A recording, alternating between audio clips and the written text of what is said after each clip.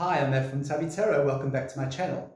So, weird stuff happens in life, and it doesn't only happen today, like here, as we're sitting here, modern times, internet, nanotechnology, people flying up into space on like a holiday, kind of 11-minute holiday, what. Uh, Weird stuff has been going on since our ancestors crawled out of the cave. One of those weird things was a movement called Spiritism or Spiritualism. And it was kind of very popular in the 1800s and very early 20th century, sort of very early 1900s. And I don't want to get into a history of it. I don't want to talk about Madame Blavatsky and all that sort of thing. What I do want to do is I want to talk about three very, very famous people who were involved in this movement.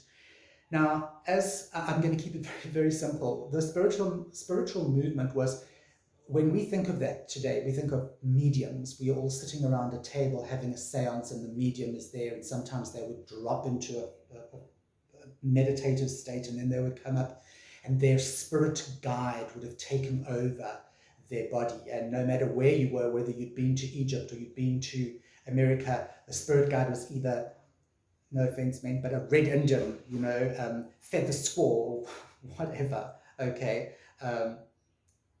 And the medium would, this red Indian would speak through Madame Zelda, who's never even heard of America. She's sitting there in the 1800s. Now, what the fuck? Then, of course, you had, which was also a very popular one, you would have Amun-Ra come through, this great Egyptian. He was a great Egyptian king, or he was a great Egyptian prince, not a king, because you could then go back and check it out. Again, Madame Zelda is sitting there, she's never been to Egypt. Now she has an Egyptian person, speaker, thing, spirit, whatever, speaking through her. I don't believe all that crap, but I know that in our head, that's kind of what we see. We see a darkened room, and that's because of Hollywood and Bollywood and all these films and film studios that have created this myth, this scary, seance, a Ouija board, okay? There are, however, three people that are very, very well known and that were involved in spiritualism for many different reasons. And the first one I'm going to tell you a little bit about, you probably know this. The first very famous person I'll talk about is Queen Victoria. Yes, Queen Victoria. As you all know, I'm sure, Queen Victoria was married to Prince Albert, okay? And Prince Albert was the absolute love of her life. He was just, she idolized him, doted upon him. He was everything to her. And when Albert died, Queen Victoria was absolutely distraught. In fact, she was so distraught that she vowed she would never, ever come out of mourning for her husband. And that is why photographs that you would see of Queen Victoria were always her dressed in black, because she never wore any other color after Albert's death. She was very much into finding out whether she could communicate with him, and she actually had a lot of seances in the palace, and she would attend many seances in the hope that she could communicate, even for just a moment, to say goodbye or to say whatever, just to tell him that she loves him, even if she could just for one moment speak to him again. And she spent most of her life after Albert trying to actually contact him. It's a very interesting story. I think if you are interested in Victorian era, go and do a little read. It's very interesting. There's another person that is involved here. Okay, it's Victoria's groundsman, who people say she had an affair with, blah, blah. It's a very, very intriguing story. But anyway, as far as this video goes, Queen Victoria was the queen of spiritualism. The next person I want to chat to you about is someone who you know very well, and that is Sir Arthur Conan Doyle. Sir Arthur Conan Doyle, I'm going to say it, he wrote Sherlock Holmes. Okay, he's the creator of Sherlock Holmes. And the strange thing is, a lot of people don't know, they think Sherlock Holmes, when they think of Sherlock Holmes, they don't realize he was written by somebody. I know that sounds weird, But when have you ever read a Sherlock Holmes book and thought, so Arthur Conan Doyle wrote this? I don't. I just assume that, I don't know, I just assume that the stories are there. I don't tangibly think that, okay, somebody wrote this. But so Arthur Conan Doyle was very interesting because he too was a huge proponent of spiritualism. He was a firm believer, and he was so unshakable in his belief that spiritualism was real.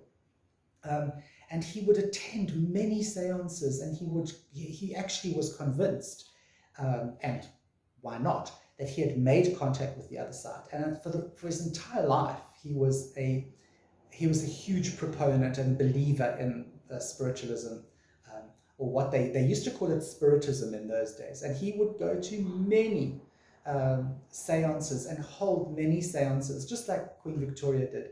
But he was very active in sort of like the late 1800s, early 1900s, and he was prolific. I mean, he wrote books about it.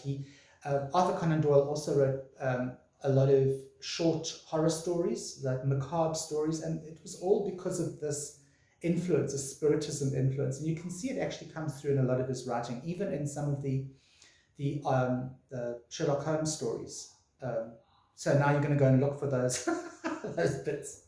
Okay, the third and final person I want to mention on today's video is a man that, again, doesn't need any introduction because he's so famous, and that is a man called Harry Houdini. Now, Harry Houdini was a 5'4" little guy. He was very small, he was muscly, and he was an escape artist and magician in the 1920s. I think he was born in the late 1800s, 1891 or whatever. Anyway, during the 1920s, he came to fame as this great escape artist, and I'm sure you all know that his famous escape trick was to go into a big thing of water and then upside down, and then he'd have to get himself unhooked from chains and everything. So he was just this normal magician, very, very close to his mother, extremely close to his mom. Nowadays we'd say, oh, he's a mommy's boy, but it was they had an incredible bond, they had incredible love between them. And his mother died, and when his mother died, it was a huge blow to Houdini. He was devastated. And so what he did was he also tried to contact his mother via mediums. And he was so disappointed, and so he never did contact her, all right? And he was so distraught by this and so disappointed by this that he started looking very, very carefully at what the medium was doing. Now, in those days, mediums were incredibly clever. It was 99.9% a hoax, okay? So the medium would have they'd have stuff set up in the room. They would have a bell that they would press with their foot, or they'd have a lever that would make the table lift up or jerk around it. They'd have lights specifically set up at dark drapes, and of course you'd have candlelight, so everything was kind of misty and you couldn't really see in dark. Harry Houdini spent the rest of his life, after being disappointed a few times, he spent the rest of his life exposing mediums, showing the world what fakery these people who prey on those who are vulnerable, who are in distress, who are grieving. He exposed so many of these charlatans, and it kind of became his life's work to expose these people. So what do you think? Have you been to a seance? Have you been to a medium? Do you believe in them? Do you think that they are real? Have you read about these people? Do you know anything about Arthur Conan Doyle and Houdini and Queen Vic? Did you know they were involved in Spiritism, or was this kind of a shock to you? Let me know down below. You know who I am. I'm Matt from Tabitara, and I will see you on the flip side. Hi, thanks for watching my video. Don't forget to go and like and subscribe, and check out some more of my videos in my playlists.